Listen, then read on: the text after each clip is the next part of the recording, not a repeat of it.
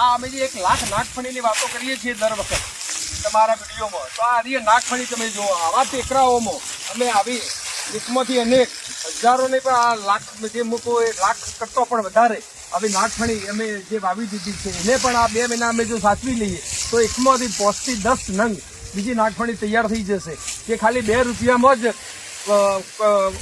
મફતમાં આપી શકાય અને 24 કલાક ઓક્સિજન અને 24 કલાક કાર્બન ડાયોક્સાઇડ લેતું આ એક જ દુનિયાનું અદ્ભુત વૃક્ષ ઈશ્વરે ઘડ્યું છે.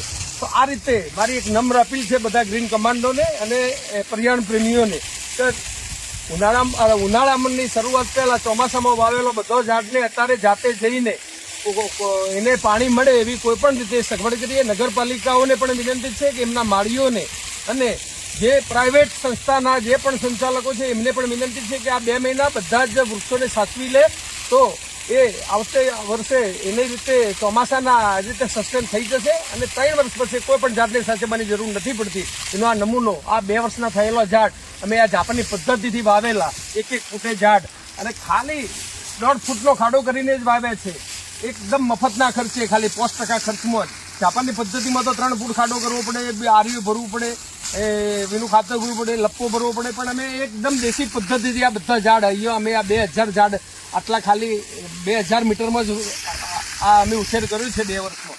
તો આ સાલ છેલ્લું વર્ષ અમે એને સાચવી રહ્યા છીએ અને હજારો ઝાડ આ રીતે જાપાનની પદ્ધતિથી ઓછી જગ્યામાં અને ઓછા પાણીએ મંચિંગ કરીને અને આ રીતે 2 વર્ષ સાચવીએ તો જ ઝાડ આપણે ઉછેરી શકીશું. ફરીથી સમાજની નમ્ર અપીલ છે કે વધારેમાં વધારે વૃક્ષો વાવે, આવનાર પેઢી માટે વધારેમાં વધારે જરૂર પર્યાવરણની પડશે.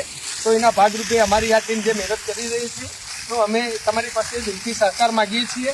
આપો, અમારે કોઈ એનો આશય એવો નથી, પણ સમાજ જાતિ મુક્ત બને અને એકતા હિન્દુ મુસ્લિમ પણ એકતાથી જીવે અને આ ઝાડ પણ જો હવે બધા જુદા જુદા ઝાડ બધી જ ટાઈપના ઝાડ અહીંયા અમે આ પદ્ધતિમાં વાવે છે અને બધા સારી રીતે થયા છે. એમાં બદામ પણ છે, એમાં રોયડો પણ છે, એમાં ગુલમર્ગ પણ છે અને એમાં રાણ પણ છે. એટલે સમાજને એ રીતે જ આપણે જે રીતે હિન્દુ સમાજ સનાતન રીતે જે રીતે વાત કરે છે એ જ સાચી જીવવાની રીત છે. મુસ્લિમોને પણ અમારી વિનંતી છે, અમારે અહેમદભાઈ પઠાણ પાસેથી કંઈક શીખીએ આપણે બધા અને બધા જ સાથે રહી અને એકતાથી જીવીએ. એ જ સાચો સંદેશો સમાજને આ માધ્યમથી પર્યાવરણના માધ્યમથી અમે આપી રહ્યા છીએ.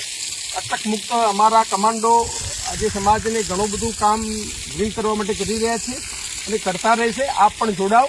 ફરીથી થેન્ક યુ, આભાર. વગર મોબાઈલનો માણસ હતો અને છેલ્લા 2 વર્ષથી તમે મને જાગતો કરી દીધો છે. મને જો પણ જાઉં ત્યાં કોકના કોક મળે છે કે ભાઈ તમારા અમે વિડીયો જોઈએ છીએ.